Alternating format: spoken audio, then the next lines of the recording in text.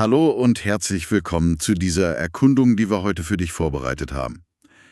Es geht um ein Thema, das Deutschland bewegt. Also wirklich bewegt. Ja, im wahrsten Sinne des Wortes. Sport. Genau. Sport. Überall präsent, total emotional und tief in der Kultur verwurzelt. Das stimmt. Und es ist ja viel mehr als nur Bewegung. Es ist sozialer Kit, Gesundheitsfaktor, oft auch ein Stück Identität, oder? Absolut. Und genau das wollen wir heute für dich mal ein bisschen auseinandernehmen. Wir stützen uns dabei auf Material zum Thema Sport in Deutschland, Bewegung, Leidenschaft und Teamgeist. Mhm. Unser Ziel, wir wollen für dich rausfinden, warum Sport hier so eine riesige Rolle spielt. Welche Arten sind beliebt und, ganz wichtig, wie verändert sich das alles gerade? Quasi eine kleine Tour durch die deutsche Sportlandschaft. Genau, eine Tour für dich. Man sieht es ja jeden Tag. Leute joggen, Kinder kicken im Park, Radfahrer, Vereine trainieren. Bewegung ist irgendwie immer da. Und diese Allgegenwart, die zeigt ja schon, wie vielfältig die Funktionen sind. Von der Fitness des Einzelnen bis zum kollektiven Erlebnis, das Tausende zusammenbringt. Okay, dann lass uns mal mit dem starten, woran man echt nicht vorbeikommt. Ich ahne es schon. Fußball. Der Gigant im deutschen Sport. Ob jetzt das Riesenstadion oder der Bolzplatz um die Ecke. Der Ball rollt. Immer. Ja. Und das hat ja auch eine lange Geschichte, eine Tradition. Absolut. Die Bundesliga, die kennt man weltweit. Bayern München, klar. Dortmund, jetzt Leverkusen so erfolgreich. Mhm.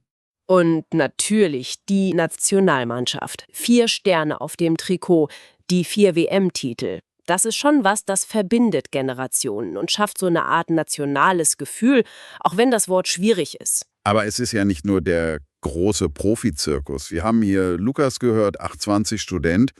Der sagt das ganz gut. Was meint der? Naja, er sagt, für mich ist Fußball viel mehr als 90 Minuten. Ich bin Fan, treffe mich samstags mit Freunden, wir schauen zusammen, diskutieren und ich spiele selbst im Amateurverein. Ah, okay. Basis. Genau.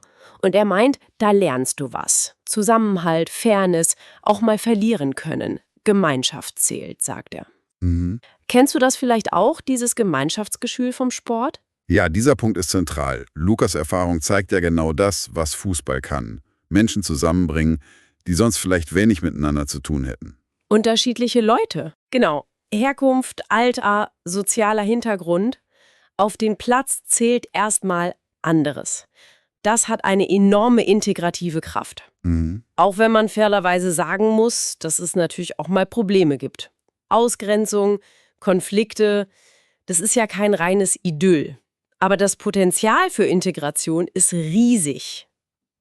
Du sagst integrative Kraft, aber gleichzeitig wirkt im Profifußball ja was ganz anderes. Diese krasse Kommerzialisierung. Steht das nicht total im Widerspruch zu dem, was Lukas beschreibt? Tja, das ist genau das Spannungsfeld. Einerseits die Basis, die Vereine, die Fans, Leidenschaft, Gemeinschaft. Und andererseits? Andererseits die Spitze. Milliardengeschäft, Sponsoren, Medienrechte, Transfersummen. Wahnsinn. Und dieser Einfluss des Bildes, der wird ja hier auch heiß diskutiert. Viele fragen sich schon, bleiben da die ursprünglichen Werte nicht auf der Strecke? Das zeigt, wie sehr Fußball eben auch ein Spiegel der Gesellschaft ist. Ein guter Punkt. So, neben diesem riesigen Fußballthema hat sich aber noch was anderes stark entwickelt, oder? Dieses Bewusstsein für Sport, für die eigene Gesundheit. Absolut. Der Trend zur individuellen Fitness, das ist unübersehbar. Was gehört da so dazu? Naja, Joggen, Radfahren, Schwimmen natürlich, aber auch Yoga, Pilates, das boomt ja regelrecht. Stimmt. Die Leute wollen aktiv was für sich tun. Stress abbauen, fit bleiben. Und die Infrastruktur, die ist ja auch mitgewachsen. Fitnessstudios, Radwege, Parks als Outdoor-Gyms. Mhm. Dazu passt auch, was Anna erzählt hat. Sie ist 35, Krankenschwester. Okay. Das ist ein perfektes Beispiel. Das zeigt ja diese direkte Wirkung im Alltag. Ja. Und die ist ja nicht nur gefühlt, ne? Die ist wissenschaftlich echt gut belegt. Regelmäßige Bewegung tut dem Herz-Kreislauf-System gut, beugt Krankheiten vor. Okay. und hat eben auch massive positive Effekte auf die Psyche. Stimmungsaufhellung, Stressreduktion, kann sogar bei Depressionen helfen. Wow. Ja, die Liste ist lang. Es geht also nicht nur um Leistung, sondern um Lebensqualität. Ganzheitlich. Was spielt Bewegung denn für dich, für dein Gleichgewicht im Alltag, für eine Rolle? Tja, gute Frage, aber zurück zum Thema. Dieser Fokus auf die Gesundheit hängt ja auch damit zusammen, wie Sport heute oft gemacht wird. Nicht mehr nur im Verein. Stimmt. Die Individualisierung. Ein Megatrend, hast du gesagt. Ja, viele wollen flexibler sein, trainieren, wann und wo es passt. Vielleicht mit einer App statt im festen Kurs. Genau. Oder allein im Wald statt auf dem Vereinsplatz. Und da kommt dann die Digitalisierung ins Spiel. Social Media, Instagram, TikTok, alles voll mit Fitness. Workouts, Ernährungstipps, Erfolgsbilder. Das kann motivieren, klar. Aber es ist nicht unproblematisch. Wir haben dazu Jonas gefragt. 25, Fitnesstrainer. Der sieht das gemischt. Wie meint er das? Einerseits findet er super, dass es so viele Infos und Inspiration gibt. Jeder kann was finden. Okay, das ist die positive Seite. Aber andererseits, sagt er, entsteht oft ein enormer Druck. Ständiger Vergleich, nur perfekte Körper, Top-Leistungen. Und er mahnt, Sport soll Spaß machen, nicht noch mehr Stress. Das ist eine wichtige Mahnung, absolut. Diese digitale Fitnesswelt hat Chancen, niedrigschwellige Angebote, Vernetzung. Inspiration. Ja, aber eben auch die Gefahr von unrealistischen Idealen, permanenter Vergleich, das Gefühl, nie gut genug zu sein. Da ist die Frage, wie nutzen wir das Digitale, ohne den Spaß und die Gesundheit aus den Augen zu verlieren? Und was macht diese Individualisierung mit der Gemeinschaft, die im Sport ja so wichtig war? Bleibt die auf der Strecke? Das führt uns eigentlich direkt zu einem anderen Bereich. Sport draußen in der Natur. Viele zieht es ja für ihre Aktivitäten raus. Deutschland hat ja auch tolle Landschaften dafür. Berge, Wälder, Seen, Küsten. Und die Möglichkeiten sind riesig. Wandern, Klettern, Mountainbiken, Kanufahren, Segeln, alles Mögliche. Gerade Wandern, das scheint ja eine riesige Fangemeinde zu haben. Oh ja, das hat eine lange Tradition, besonders im Süden. Das ist oft mehr als Sport. Das ist Kultur, Naturerlebnis. Elisabeth, 46, Lehrerin, hat uns davon vorgeschwärmt. Erzähl mal. Sie liebt das Wandern, besonders mit der Familie, im Sommer, in den Bergen. Diese Mischung aus Anstrengung, Ruhe in der Natur, Abschalten vom Alltag. Das sei für sie pure Erholung. Das kann ich gut nachvollziehen. Man spürt diese Verbindung von Bewegung und Natur bei ihr. Ja. Was macht diese Outdoor-Erfahrung so besonders? Ich glaube, es ist diese unmittelbare Sinneserfahrung. Frische Luft, Geräusche, Weite. Anders als im Studio. Ganz anders. Es erdet, entschleunigt vielleicht auch und fördert die Wertschätzung für die Umwelt. Ein wichtiger Gegenpol zur oft hektischen digitalen Welt. Ein Aspekt, den man vielleicht manchmal übersieht, der aber total wichtig ist. Sport im Bildungssystem. Pflichtfach in der Schule. Ja, und das aus gutem Grund. Es geht ja nicht nur darum, dass Kinder sich austoben, was auch wichtig ist, klar. Sicher. Aber im Sportunterricht und in den AGs, Arbeitsgemeinschaften für Fußball, Leichtathletik, Tanzen, was auch immer da, lernen Kinder und Jugendliche sozial unheimlich viel. Was meinst du damit? Über das reine Bewegen hinaus? Naja, sie lernen im Team zu spielen, Regeln zu akzeptieren, fair zu sein, mit Sieg und Niederlage umzugehen. Sie schließen Freundschaften, entdecken Talente, entwickeln Selbstvertrauen. Sie können energielos werden, lernen ihren Körper kennen. Also echt wichtig für die Persönlichkeitsentwicklung. Absolut. Ein wichtiger Baustein für die Sozialisation. Aber kommt da nicht auch schon dieser Leistungsdruck rein, den Jonas, der Trainer, angesprochen hat? Fängt das nicht oft schon in der Schule oder im Jugendtraining an? Das ist leider oft so, ja.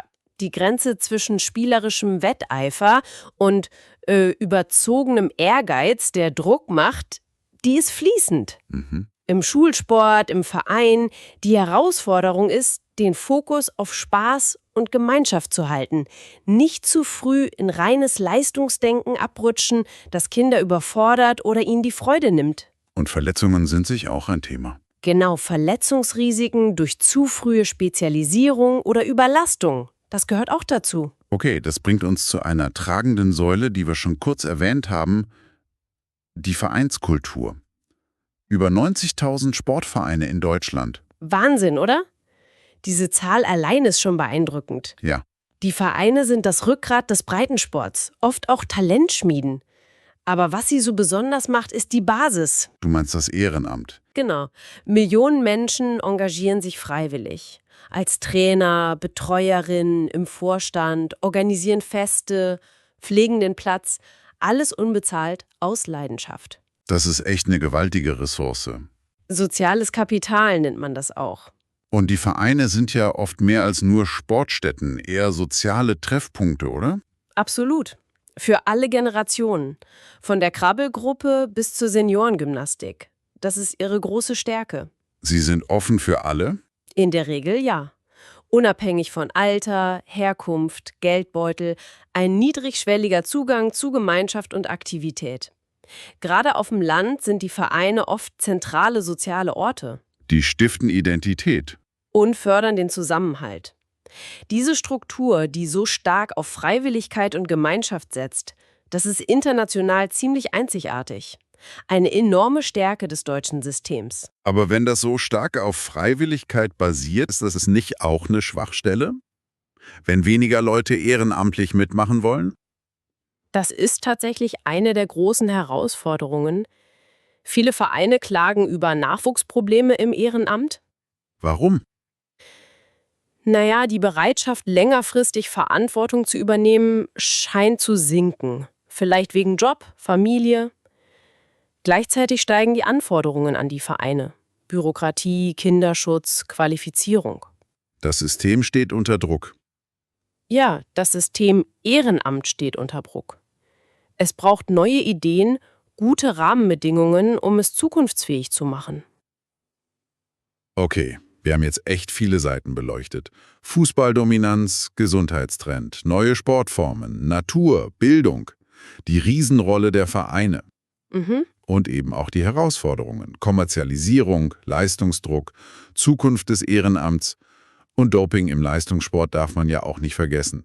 Zeilen und kratzt an der Glaubwürdigkeit. Zeigt alles. Sport in Deutschland ist komplex, dynamisch, voller Leidenschaft, aber eben auch voller Spannungen. Genau. Und offener Fragen. Also, was nehmen wir aus dieser ganzen Erkundung jetzt für dich mit? Vielleicht die wichtigste Botschaft. Sport ist in Deutschland ein unglaublich starkes Band. Ja, er verbindet Menschen. Er ist Gesundheitsmotor, Sozialisationsinstanz und für viele einfach ein fester Teil des Lebens. Unverzichtbar. Er schafft Gemeinschaftsmomente, Ausgleich. Ob beim Jubeln im Stadion oder beim stillen Lauf durch den Wald. Er kann Brücken bauen. Es gibt diesen Satz, der passt da gut. Beim Sport zählt nicht, woher du kommst, sondern ob du mitmachst. Das ist die Idealvorstellung dieser integrativen Kraft. Genau. Wenn wir jetzt aber mal nach vorne schauen, basierend auf allem, was wir besprochen haben, da drängt sich doch eine Frage auf, über die du vielleicht mal nachdenken magst. Okay, welche? Naja, wir sehen einerseits diesen Trend zur Individualisierung, zur Digitalisierung. Mit neuen Freiheiten, aber auch Belastungen. Andererseits kämpft der organisierte Sport, die Vereine, mit Ehrenamtsproblemen, dem Spagat zwischen Basis und Kommerz. Ja. Was bedeutet das alles für die Zukunft dieser besonderen deutschen Sportlandschaft? Wie kann man die sozialen Stärken, Gemeinschaft, Integration, Gesundheit für alle bewahren und weiterentwickeln? In einer Welt, die sich so rasant verändert. Eine echt spannende Frage. Die wird uns sicher weiter beschäftigen. Damit sind wir am Ende unserer heutigen Tour durch die Welt des Sports in Deutschland. Ja, das war's für heute. Wir hoffen, diese Analyse, die Einblicke, die waren wertvoll für dich. Vielen Dank, dass du dabei warst.